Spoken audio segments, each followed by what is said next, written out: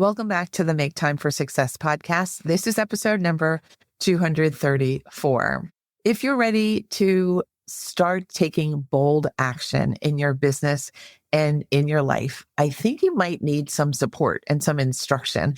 And I've got just the right person to help you out. I have my special guest today, YouTube expert Meredith Marsh. In this episode, she very kindly describes lots of different personal and professional stories of how she got over limiting beliefs that she had about what she did, what kind of person she is. And she took bold action. You'll hear lots of different stories about what she did and learned in the process. She learned how to develop confidence. She learned how to build a business. And you're going to hear all about that. Meredith has over 2 decades of experience online, mastering the art of teaching people how to create great videos, how to record and edit them, and how to grow their audiences on YouTube. She enjoys showing people how to make YouTube their number one lead generation platform. She is the creator of Video Brand Academy, the host of Video Brand Infusion, and a firm believer that you don't need a 6-figure following to have and build a 6-figure business. She's a delight to be with. I think you're going to love this episode, and let's go listen to this episode together now.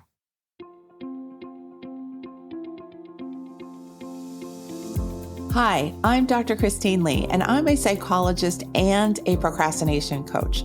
I've helped thousands of people move past procrastination and overwhelm so they could begin working to their potential. In this podcast, you're going to learn powerful strategies for getting your mind, body, and energy to work together so that you can focus on what's really important and accomplish the goals you want to achieve. When you start living within your full power, you're going to see how being productive can be easy and how you can create success on demand. Welcome to the Make Time for Success podcast. Hello, my friends. Today we are in for a real treat because I am talking and interviewing with Meredith Marsh. Meredith Marsh has quickly become one of my favorite people. She is an expert in all things YouTube. And she is also an expert and teacher in video marketing for solo business owners. We're going to be talking a little bit about her expertise, but we're also going to be talking a little bit about life and her journey today. So I want to just welcome Meredith to the show and say I'm so grateful you agreed to be on. Thank you so much, Christine. Of course I would be on. I'll do anything for you. Thank you so much. We are both New Yorkers, although we live several hours apart, but we have met several times in person at business conferences. And I just think we have a good vibe with each other. And over lunch one day at one of these conferences, I looked at Meredith's wrist and asked her, what is that on your arm? You know, this tattoo that you have, what is that? And Meredith, maybe you could take over the story from here.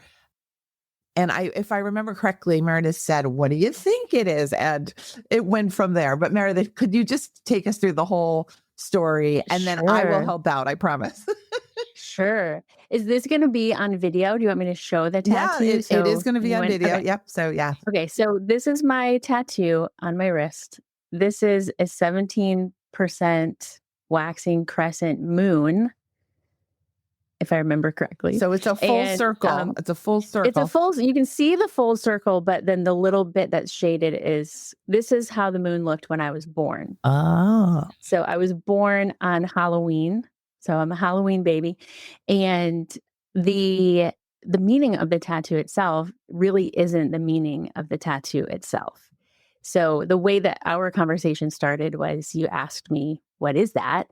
And what I shared with you was I got a tattoo on my 40th birthday because it seemed like something I would never do. And the reason why I came to that decision was there was a day a few years ago where we had just moved into our house. I was painting the dining room, and I don't know, I was just like in a meditative state, which painting is kind of that way for me. I kind of like doing it.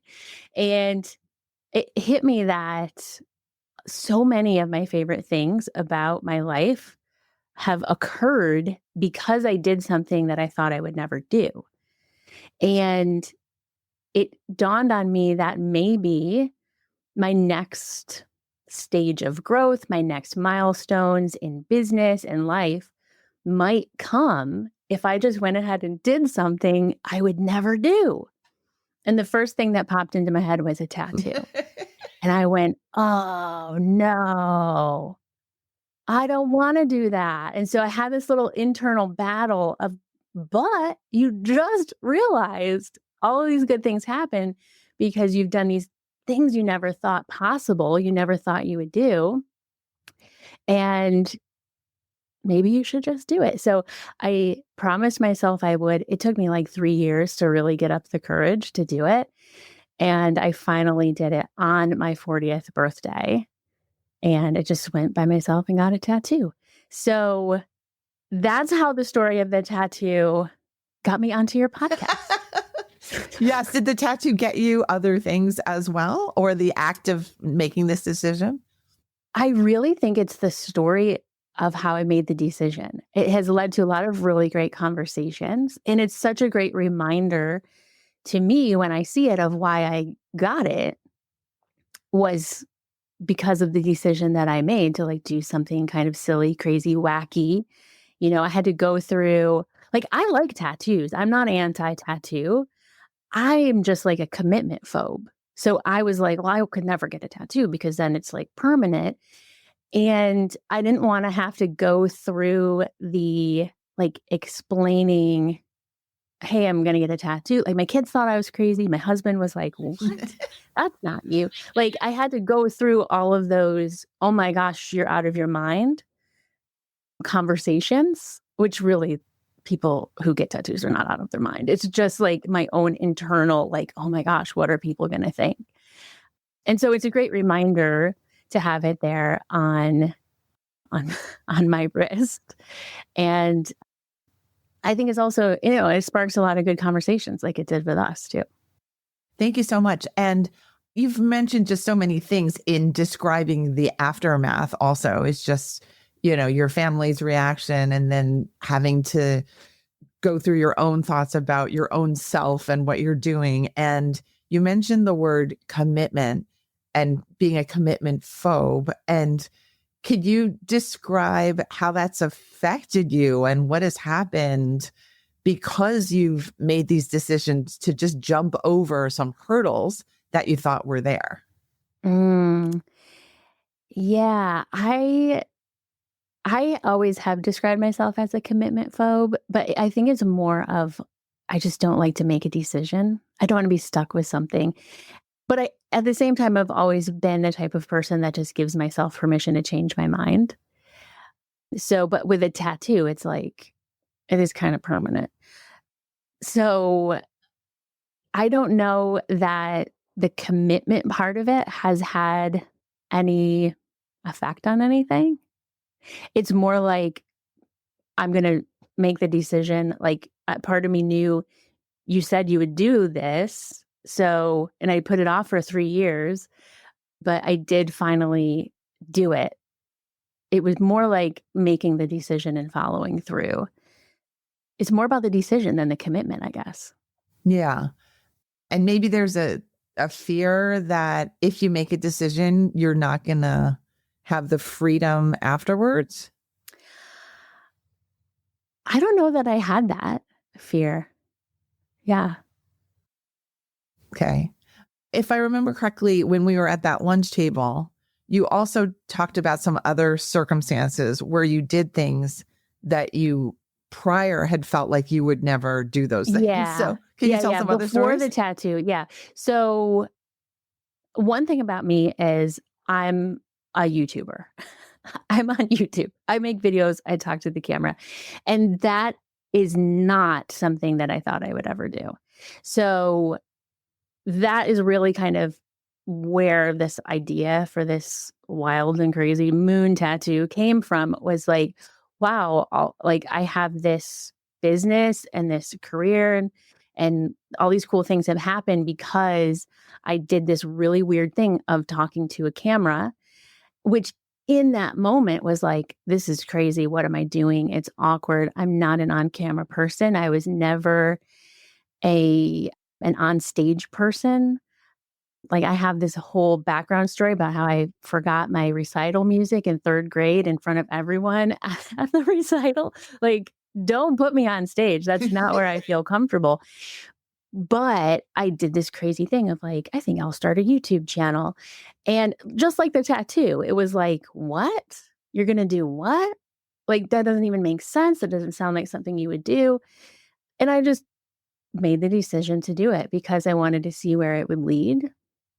And it led to my business. It led to my life. I met you because of it. Like, if I hadn't sat there and did the weird, awkward talk to the camera phase, I would never have connected with you or any of the other amazing people that I've met.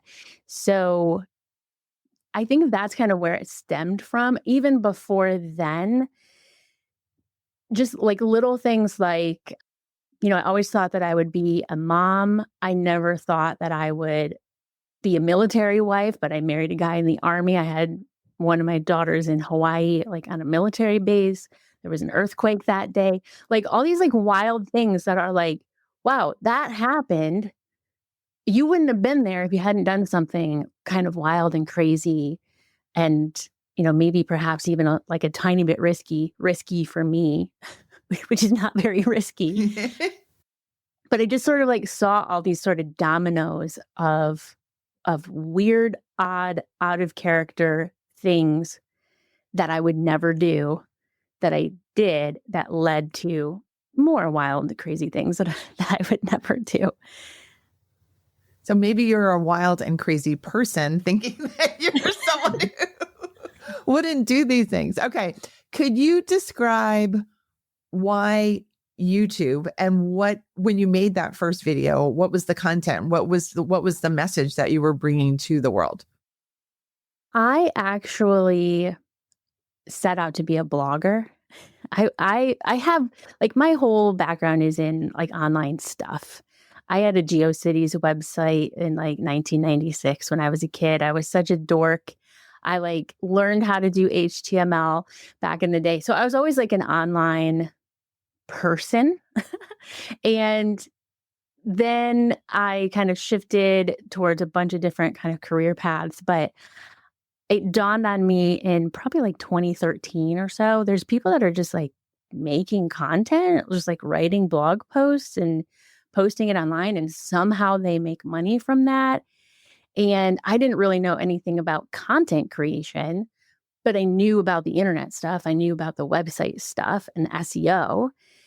So I set out to be a blogger, and it just made sense for the topic. For me, I was kind of waiting for a niche. I was like waiting for inspiration to write about. I had bought a GoPro camera in December 2013, or probably bought it on like Black Friday or something. And my kids were little. I took it out of the package before Christmas because we got like a foot of snow. It was a Saturday morning. We got all this snow. The kids were little. They wanted to go outside and play. And I said, well, let me get this camera out. We took it outside, and I got all this footage of them sledding and laughing. And then we went to my parents' house. They decorated Christmas cookies with my mom. And I just like got all this footage, came home, put it together in a 5-minute video.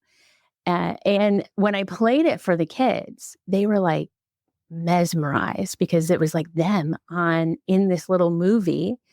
And I thought, oh my gosh, more people should be doing this. Instead, they're just like taking pictures of their kids' ballet recital and dumping it on Facebook. And nobody wants to watch that. But if you turn it into a fun little movie, what a great little souvenir of your life, right? So that's what I started creating content about. And because it had to do with video, I thought, I might have to like actually make videos for the content, not just write. You can't really write how to edit a GoPro video blog post. I mean, you can, and I did, but it's a lot more helpful if there's like a video tutorial along with it. So I started putting that on YouTube because that's what you did. If you made videos, you put it on YouTube.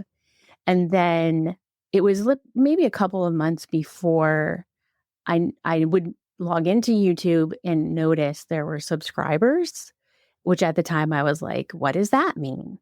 There were comments and I was like, oh, cool. People watched my video. And then I started to realize that people were coming back to my channel for more videos. They were asking questions. Those questions became really good video topics. And it kind of became a snowball that I just kind of evolved and grew over time. So I set out to be a blogger. I ended up becoming a video creator and YouTuber. And it's been so much fun. It's really been fun because even though I am an introvert, I get to talk to the camera, but I get to do it like in my own house, in my own home. You know, I was upstairs doing my hair and makeup before our call, like 3 minutes before the call. And I was like, how nice is this to just be, I'm just like doing my own thing. And then, oh, I have a call. Let me run upstairs, do my makeup and come back down. And it's just like so light and easy and fun and free. And it's all possible because I just like sit here and talk to a camera for YouTube, and I grew a business out of it. Yeah, wonderful. And it's a wonderful business that you have, growing for sure, and instructing so many people on how to use the power of the channel, which is massive. I'm a newbie to the YouTube world, but I'm very curious. And Meredith is a real expert in how to grow your YouTube channel as well. So she's going to help you if you decide to hook up with her and work with her to how to get on video, how to create the channel, how to make it get into the world of the people that you want to connect with, which is wonderful. I'm thinking, what is the next question? I have the question.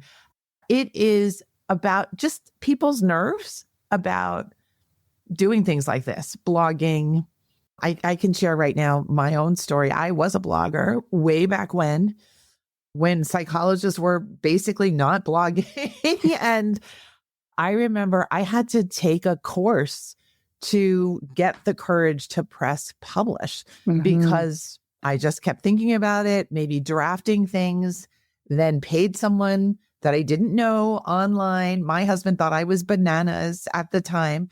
And within minutes of starting the course, I published my first blog because I realized, wow, this is all that there is to it, that other people just do this and I could just press a button and have this thing go live.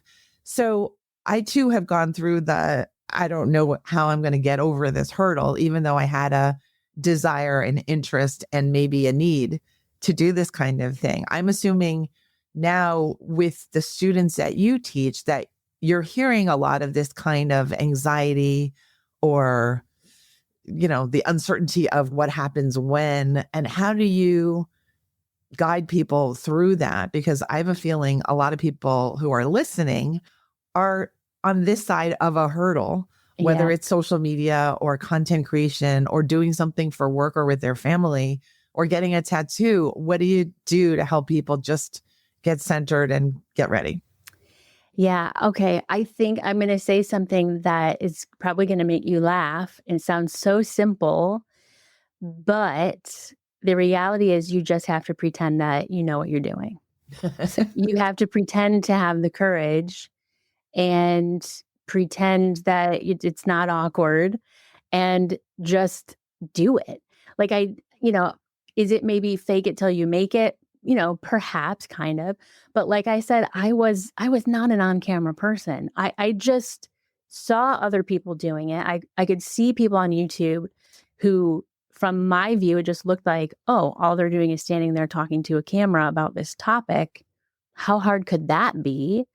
And I'm a nerd about tech stuff. So I like cameras and lights and figuring out microphones, and all of that stuff was fun for me. So I wasn't really overwhelmed with all of the tech stuff, which I know can also be a huge hurdle for people. I just had to get over, okay, I'm just going to do it. And I remember standing in my living room where I recorded my first videos. Nobody was home. Like my husband was at work, my kids were at the sitter. And I just remember like looking at the camera going, this is really awkward. Like, what am I doing? But I was talking, I was recording, I was talking to the camera, knowing I can edit out anything that I want.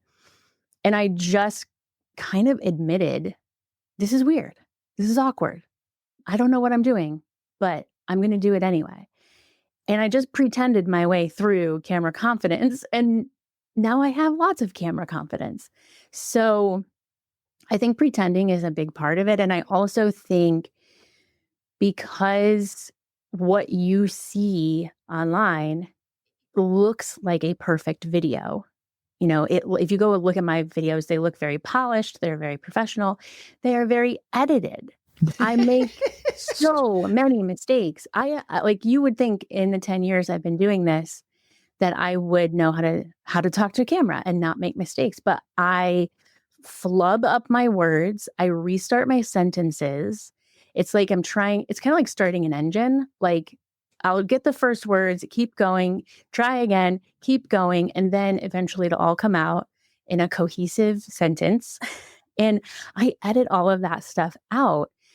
But what you see, what other people see with everybody's YouTube videos is they're perfect. They're polished. They must have recorded it that way. But no, I mean, some people might naturally be that good, but I'm not. It just gets edited. So I think your brain kind of tricks you into thinking this has to be perfect.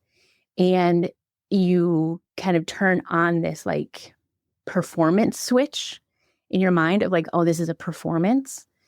And it's not. You're just playing. You're just having a conversation and, talking to the camera. But someone is going to be on the other end of that camera when you hit publish. And that's the whole point. That's the whole reason why you thought you had something to share online anyway, is to reach the people that you want to reach. So I think doing it through the camera is the best way, the most effective way. But you do have to kind of get over that initial hurdle. And it is weird. You just do it weird. You do it scared. Yeah. This is absolutely the reason why I wanted Meredith on this episode, to really encourage everyone who might have decided to turn on my show this morning, this afternoon, this evening, to really think about what you might be holding yourself back from and what are the beliefs that are going through your mind that are causing that barrier or that hurdle to be seemingly there. Because Meredith is my model for just saying, well, we're going to do it anyway. We're going to do it imperfectly. We're going to do it and then edit it. We're going to do it and survive and have lots of great stories to tell and maybe even a new business afterwards. And I just love that philosophy. I myself really love to just try things because I learn the most from trying things. I really escape boredom, which is a real toxic thing for me. I just do not like to feel bored. So I like to try things. I like to find what is the next area that I can be a newbie at. But I know not everybody feels like that, right? So, Meredith and I just get along in this way and many others. So, all right, let's talk about YouTube again. Can you talk about the opportunities that YouTube gives people who have a hobby they want to share, insights that they want to share? You can tell me all the other categories that people might want to know about too. Please educate us about what YouTube represents in the world. Yeah, YouTube is a search engine, and it also has a very powerful recommendation algorithm, like all of the social media platforms do. So, but it gives you both. YouTube is owned by Google. It's the second largest search engine behind Google. I know like AI is kind of shaking up search stuff online right now. So, maybe in the future, Google isn't going to be the top search engine. I don't know. But YouTube hasn't seen the decline in like search traffic that some people who just stick to blogging have seen with like Google results. So the thing with YouTube is people go there for answers. So they also go there for entertainment. Like it's a huge entertainment platform. But for a business owner, you have to think about when people are using a new software or buying a new product or trying to learn how to do something, do they open the user manual or do they go to YouTube?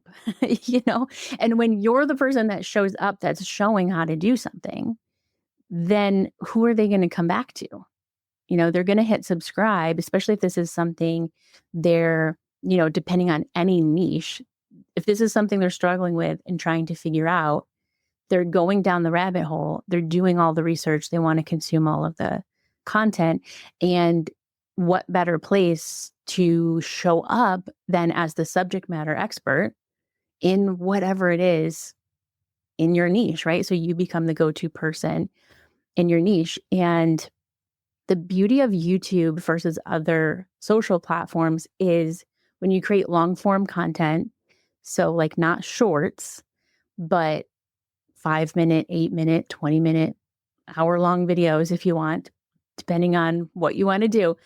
That long-form content can get views and subscribers and engagement and even leads and sales in your business long after you publish it.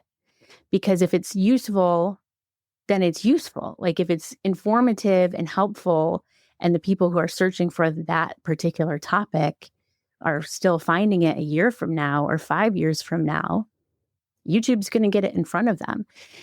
And when it leads to you and leads to your business and your courses, programs, services, whatever you're doing, it's free traffic. It's free leads that you put the time into once to make the video, and then it kind of keeps paying off for you. So when you build this, I like to call it a spider web. You build a spider web with your content where it's all related. You're kind of answering every possible question that your ideal client or customer would have. Then it's almost impossible for your ideal clients and customers to go to YouTube and not see you and not find you and get kind of caught, so to speak, in your spider web. Terrific. Thank you for explaining all of that. And I love the part where you create your content and then it lives there forever, not to die and not to vanish like it does on other channels. And then you get to build your own zone of expertise on a social platform and on a platform that has the algorithm to get people to find you. So thank you for explaining all of that. Could you now explain to us your programs and what they're called and your community? Yeah, I have a membership community called Video Brand Academy. It's where I like to call it YouTubeify your business. So take your online business or your offline business and YouTubeify it. So we have growth strategies. We have 90 days to 1K YouTube subscribers bootcamp for like if you're just starting.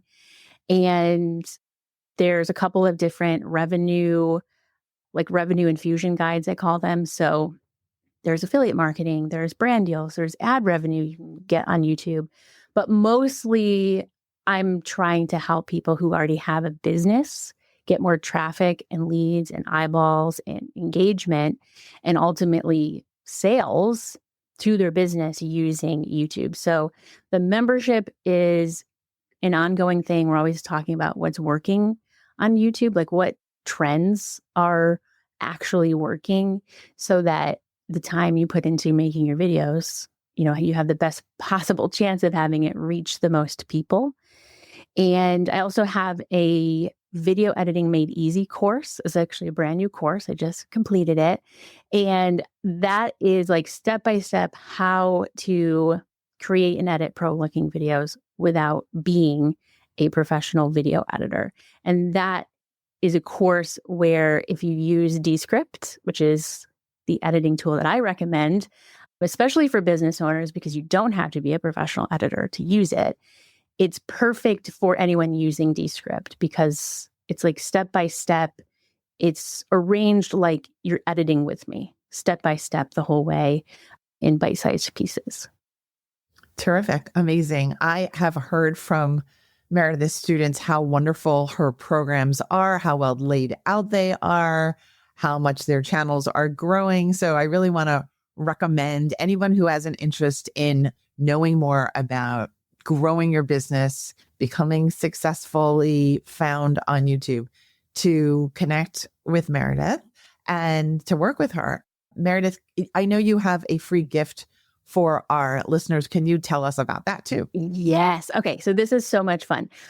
I have a free app called Video Brand Academy. So, for anyone who's a member, that's where you can access all of our course materials and the community and stuff.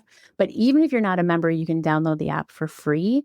And I created a YouTube channel analyzer in the app. So if you take a screenshot of your channel, 2 screenshots, upload it to the analyzer, it'll give you a score of how binge-worthy your YouTube channel is. And it will give you some tips and ideas for some things that you can tweak to make it even more binge-worthy. So the link for that, Christine, you will have the link for that. Yes. So that everyone goes to the right place. But it's totally free. The app is for Apple and Android. And it's kind of a fun little tool. Yeah, I can see the excitement that Meredith has for this tool that she built, which is amazing. So to get the YouTube channel analyzer, go to maketimeforsuccesspodcast.com/AI. Again, that's maketimeforsuccesspodcast.com/AI. And then you will be officially connected with Meredith and her world, her YouTube world and community. And I want to thank you so much, Meredith, for helping me make this conversation happen again. I'm so happy that we were able to do this live. Thank you so much for having me. I love chatting with you. I love your personality. I love your philosophies, and I love that tattoo of yours. All right, everyone, go do what you were meant to do. Go do the things that you might be a little bit afraid of doing, but you really, really have a desire to fulfill. I think that's the gift that Meredith shared with us today. And go explore YouTube too while you're at it. Go learn the things you need to learn about today. Meredith, any last words before we head off? No, go do exactly what Christine just said. Go do what you were meant to do, and go do it on YouTube if you want people to find you. Yep. Don't stay the hidden secret. We don't want that for you. We want you to be visible, findable, known, and happy in your chosen path. All right, everyone. I will see you next week on the Make Time for Success podcast. Thanks so much for being here with us. Bye. Thank you for listening to this episode of the Make Time for Success podcast. If you enjoyed what you've heard, you can subscribe to make sure you get notified of upcoming episodes. You can also visit our website, maketimeforsuccesspodcast.com, for past episodes, show notes, and all the resources we mention on the show. Feel free to connect with me over on Instagram too. You can find me there under the name Procrastination Coach. Send me a DM and let me know what your thoughts are about the episodes you've been listening to. And let me know any topics that you might like me to talk about on the show. I'd love to hear all about how you're making time for success. Talk to you soon.